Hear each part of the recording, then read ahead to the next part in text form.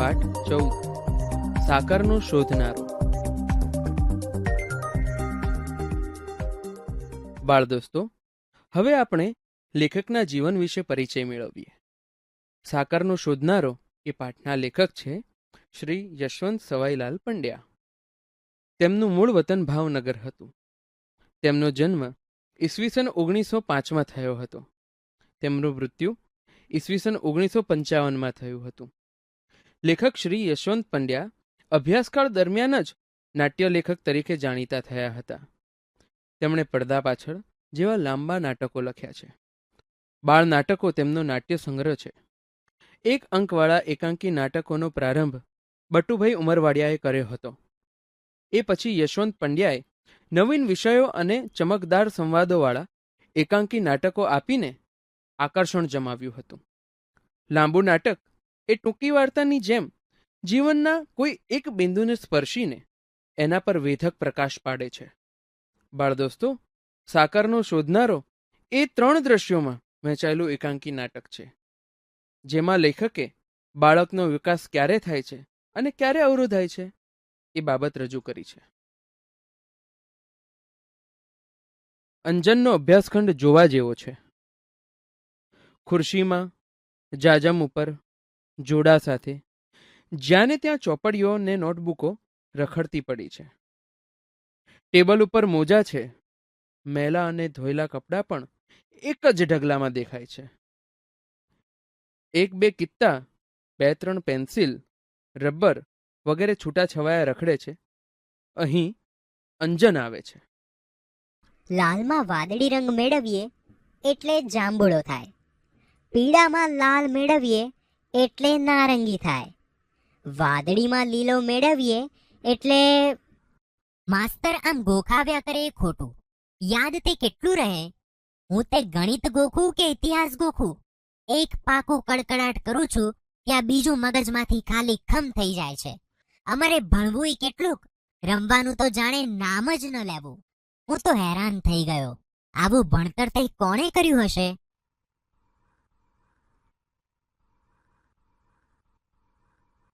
આ બરાબર ઉપાય છે. એકવાર આ લાલ ડાઘમાં ભૂરી શાહી ભેળવું એટલે પછી કોઈ દાડો નહીં ભૂલાય કે લાલ રંગમાં વાદળી રંગ ભેળવ્યાથી કયો રંગ ઉત્પન્ન થાય છે. બરાબર, જાંબુડો. જાંબુડો. પણ પીળા રંગનું શું થશે? ભાઈ, 17 સત્તા કેટલાયા 100? પણ હું વાંચું છું ત્યારે કેમ આવી? જા, નથી કહેતો. તું તો હમણાં કૂદકા મારતો હતો. તેમાં તારું શું ગયું? જા, તું તારું કામ કર. પણ કે કૂદકા મારવા દઉં? ગરબડ નહીં, જાઉં કૂદીશ ખરો, પણ તને તો કાંઈ નહીં કહું. બાપુને બોલાવવા દે. કપડાં કાળા કર્યા છે તો લગીર ગાલ લાલ કરે. મને જવા દે. કિન્નર, 17 સત્તા 19 100. કેમ રે? શાના ધમપછાડા ચલાવ્યા છે? આ કિન્નુ મને ક્યારની પજવે છે. કેમ કિન્નરી? મસ્તી તો અંજુ કરે છે. એના હાથ અને કપડાં જુઓ. અલ્યા, તું તો સુધરવાનો જ નહીં ને. રોજ ને રોજ તારી સામે ફરિયાદ હોવાની. એક દી બારીના કાચ ભાંગે છે તો બીજે દી દવાની બાટલી ફોડે છે. આજે શાહી ઢોળી કપડાં બગાડ્યા, આખા ઘરમાં ડાઘા પાડ્યા. બોલ, કેમ કરતા શાહી ઢોળી? ટેબલ પર નાચ કરતો હતો કે ખડીઓ કાઢતો હતો? હું લાલ શાહીમાં વાદળી ભેળવવા ગયો. ત્યારે તો કહે ને કે હુન્નર કરતો હતો. ના, હું ખાતરી કરતો હતો કે એ બેની મેળવણીથી જાંબુડો રંગ થાય છે કે નથી થતો. કેમ? કોઈ રંગારાને ત્યાં નોકરી લેવી છે કે શું?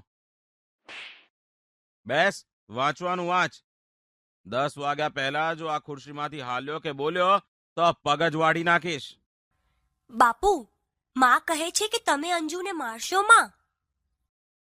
એણે જ બગાડ્યો છે. તદ્દન રેઢિયાળ છોકરો થઈ ગયો છે. કાલે એના માસ્તર પણ કહેતા હતા કે ભાઈ પહેલા નંબરના ટોટ છે.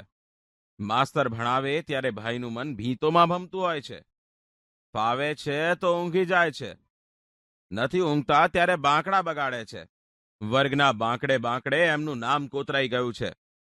તારી માને મોટા ભાઈના પરાક્રમો તો કહે, પછી ભલે એનું ઉપરાણું તાણે. વળી ચોપડીમાંથી માથું ઊંચો. આજે તારે માથે મોત ભમતું લાગે છે. મને એમ કે બાળકને કોણ કલેશ કરાવે, એટલે હું મૂંગો રહેતો હતો. પણ તમે તો મોંમાં આંગળા નાખીને બોલાવો એવા છો. માવતરનું માવતરપણું રહેવા ક્યાં દો છો? કિન્નરી કહેતી હતી કે કાલે તું વીજળી પંખાને અડપલું કરતો હતો. કોઈ દિવસ આંચકો લાગશે. પણ બાપુ, અમને આંચકો તો લગીરે નહોતો લાગતો. હવે તું એની વારે થા. બધા એને બગાડવામાં સમજ્યા છો. મને લાગે છે કે હવે મારે કડક થયા વિના નહીં ચાલે. અંજુ, ચાલ ઊભો થા.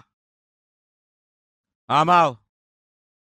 તારે તોફાન કરવું હોય તો તારે મોસાળ પાછો ચાલ્યો જા.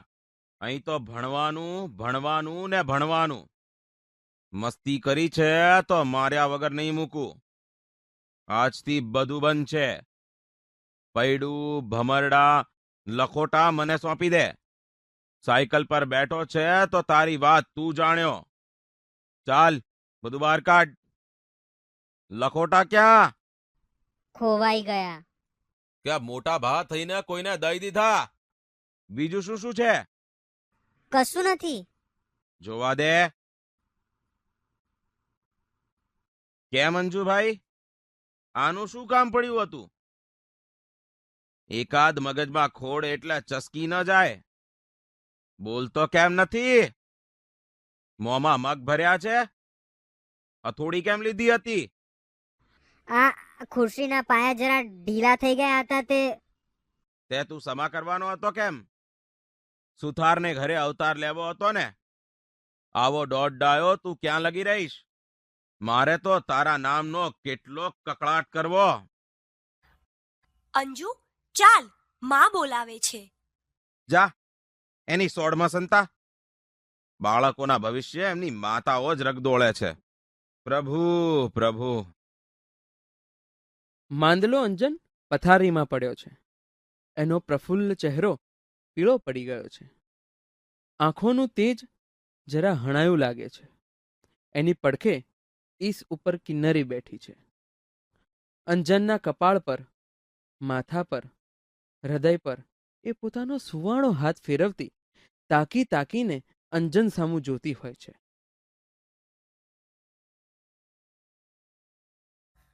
અંજુભાઈ, કંઈ જોઈએ છે? ના કિન્નર, મારે કાંઈ નથી જોઈતું. તારે રમવા જવું હોય તો જા. ના અંજુ, હું તો અહીં બેસવાની. શું કામ? હું માંદો, એમાં તારે શું કામ ન રમવું? જા બહેન. ના ભાઈ, હું કયા મોએ રમું? મારા કારણે તું માંદો પડ્યો. મારે જ તને સાજો કરવો જોઈએ. તારે વાંકે? ના ના, હું તડકામાં ખૂબ કૂદ્યા કરતો હતો. પછી તાવ ચડે એમાં શી નવાઈ? ના ના અંજુ, આજે સવારે મા બાપુને કહેતી હતી કે તેમણે જ તને માંદો પાડ્યો છે. એ દિવસે તને બાપુ એટલું બધું ધક્યા ન હોત તો તારી તબિયતને કશું ન થાત. મા મને વળતી હતી કે મેં તને પજવ્યો ન હોત તો બાપુને કંઈ ખબર પડત જ નહીં. એટલે મૂળ વાંક તો મારો જ છે. કિન્નરી, એમ ઢીલી ન થા. વાંક તારોય નથી અને મારોય નહીં હોય. માં ઘડી ઘડી નસીબનો વાંક કાઢ્યા કરે છે ને, મારું એ નસીબ વાંકું હશે. ભલે ભાઈ, એ જે હોય તે. આપણે બીજી વાતો કરીએ. તારે દવા પીવાનો વખત થયો છે.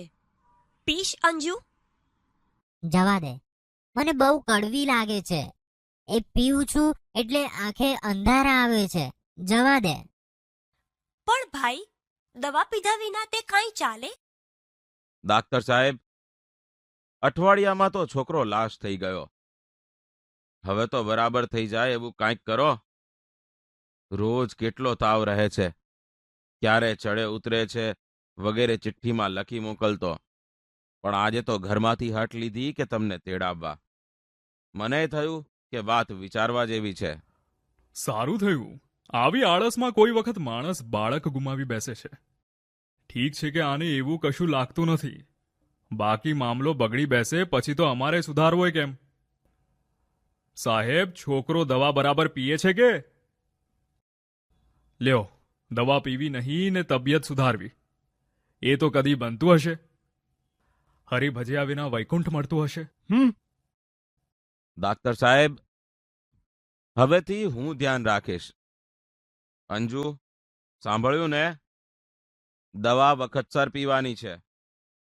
અને કિન્નરી, સાંભળ્યું કે? દવા નિયમસર પાવાની છે. હો બાપુ. તો ચાલો, હું લખી આપું. અંજુ, ડાક્ટર સાહેબે તો તારી નાળે ના તપાસી. સારું થયું. હવે હું દવા ઢોળી નાખવાનો છું. અરે, એવું તો થાય? કિન્નરી, અહીં આવ તો. આવી માં. જા, માં શું કહે છે? તું અહીં બેસી રહે છે અને એને તો કાંઈ મદદ કરતી જ નથી. હું હસતો નથી એટલે માં રડ્યા કરે છે. હું બોલતો નથી એટલે બેન ગમગીન બને છે. પણ હું શું કરું? મારો આનંદ મરી ગયો છે, જાણે જીવન જ જતું રહ્યું. ભાઈ ભાઈ, ભાસ્કર કાકા આવ્યા. હે? ચાલ, ક્યાં બેઠા છે? હમણાં અહીંયા આવશે. માં તેમને તારી જ વાત કરતી હતી. એમની પેટીમાં તો શાંશા રમકડા લાવ્યા છે, જાણે રાત ને દિવસ રમ્યા જ કરીએ. ભાસ્કર કાકા ભલે આવ્યા, ભલે રમકડા લાવ્યા, પણ એમને ક્યાં ખબર છે કે બાપુએ એની બંધી કરી છે. તું જોજે તો ખરો. તેઓ બાપુને કહી દેવાના છે કે આપણને કદી વઢે નહીં, મારે નહીં, પણ બસ રમવા જ દે. હું અહીં આવી ત્યારે તેઓ માને એમ જ કહેતા હતા. તો સાચું કહે છે કિન્નર? અરે, તો બીજું જોઈતું તો શું? ઉલ્લાસભર્યો અંજન કિન્નરીને બાજી પડે છે. તેઓની નજરે પડે એ પહેલા ભાસ્કર રાય નિખિલ રાયને લઈ ચાલ્યા જાય છે. નિખિલ રાય અને ભાસ્કર રાય સુશોભિત એવા દીવાનખાનામાં આવે છે. નિખિલ રાય આરામ ખુરશીમાં અદ્ધર બેસે છે. ભાસ્કર રાય ઝૂલતી ખુરશીમાં હીંચે છે. જોયું ને નિખિલભાઈ, એટલી વારમાં અંજન કેટલો ખુશ મિજાજમાં આવી ગયો. એને તમારી બીકનો તાવ આવતો હશે. ભાસ્કરભાઈ, તમે મને ખોટો દોષ દો છો. અંજુના લક્ષણ તમે જાણતા નથી. મહિના દાડા પહેલા એ કોલસાનો એક મોટો કકડો લઈ એનો ભૂક્કો કરતો હતો. શા વાસ્તે? ને પૂછ્યું ત્યારે કહે કે કોલસામાંથી સાકર બને છે. એવું તેણે વાંચ્યું છે એટલે એ એમાંથી સાકર શોધતો હતો. આવું એકવાર નથી બન્યું. નિત્ય નવા હુન્નર. કેટલા કહું, મારે તે ક્યાં સુધી આંખ આડા કાન કરવા? એમાં ભણવાનું તો નામ જ ન મળે. એ નકામા થોથા જડે તો એની પાછળ ઉજાગરા કરે. ભાઈ, તમારી ભૂલ થાય છે. ભણવાની ચોપડીઓ મોઢે કરનારાઓએ પણ એમનું કેટલું દળદર ફીટાડ્યું. એવાય ચોટે ચોટે રજડે છે. આપણા વર્ગમાં કાયમ પહેલા 5ની અંદર નામ રાખનાર રાજારામને મહિને માંડ 35 રૂપરડી મળે છે. પેલા છેલ્લે બાંકડે પડી રહેનાર રામલાલે લોખંડના ધંધામાં બંગલો બંધાવ્યો છે. બધું આપણી આંખ આગળ છે.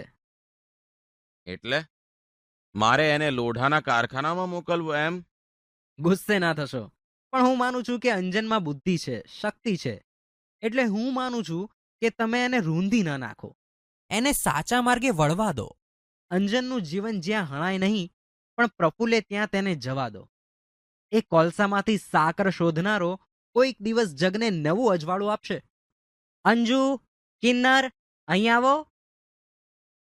શું કહ્યું કાકા? અંજન ક્યાં? આ આવ્યો. જાઓ, લતા ભાભીને કહો કે તમને રમકડા વહેંચી આપે. જા.